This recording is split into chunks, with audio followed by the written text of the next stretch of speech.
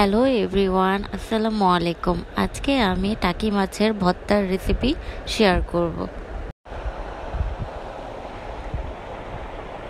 এর জন্য আমি ফার্স্টে তেল দিয়ে নিচ্ছি।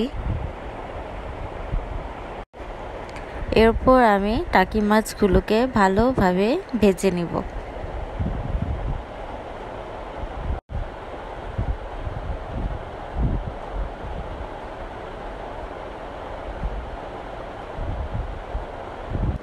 এখন মাছগুলোর কাটা বেছে ভালো মতো ম্যাশ করে নিব।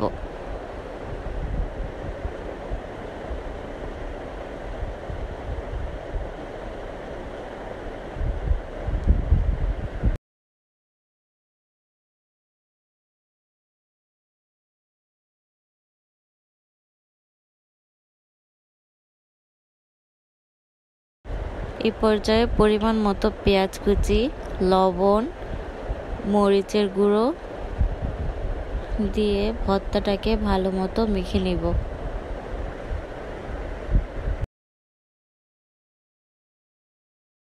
পরিমাণ মতো সরিষার তেল দিব।